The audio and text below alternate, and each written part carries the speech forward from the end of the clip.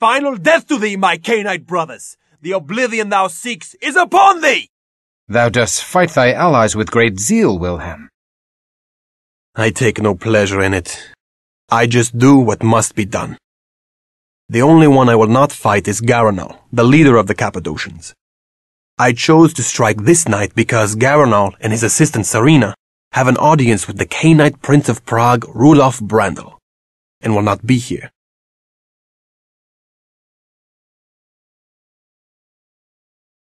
An earthen floor blankets this room. Aye, the Cappadocians do bury their newly embraced in a ritual of death.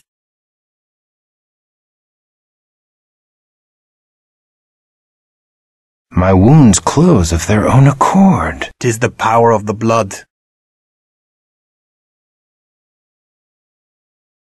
If Mercurio is charged with the protection of this haven, I wonder that we have not yet faced him. I would have words with this Mercurio. Venerable Garanal should not have to rely upon an untrustworthy child.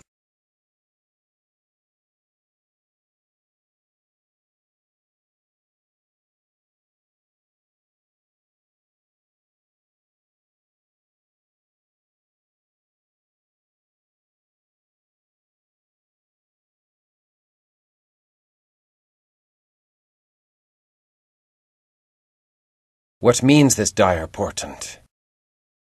This is a great secret known to a few wise vampires.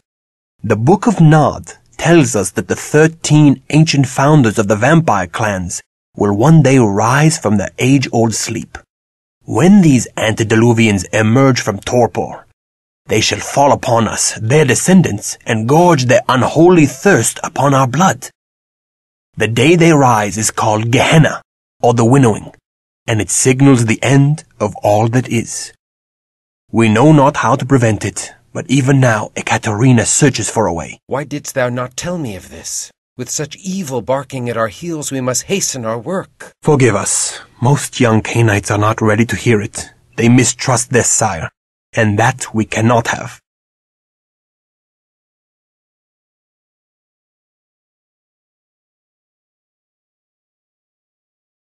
We must hurry. Dawn approaches. The sun is our destroyer now, Christof. Remember this. During the day thou must find a place to rest where no sunlight can enter. Let us return to the university where Ekaterina shall surely celebrate our triumph. I cannot share thy pleasure over such a deed. Come now. Before thy embrace, did thou not slay evil creatures? Behold!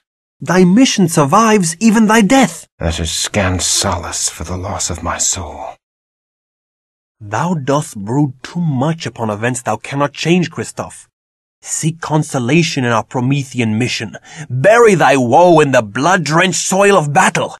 I have found that the fury of war weaves enchantments that soothe even the most troubled heart, kindred and kind alike. I well know the seduction of warfare. Then thou knowest the joy of cutting a bloody swath through thy foeman. The only joy I felt was in doing the work of heaven as a soldier of God. I have done nothing to warrant this fallen state. How can God allow men to become demons? How can God snatch away the promise of salvation? God allows the innocent child on the battlefield to cry and does nothing. So why should God prevent the misery of a killer like unto thee? I do not know. I have not considered these things. Come, I promise thee a trip to the convent, but make haste. Dawn comes quickly.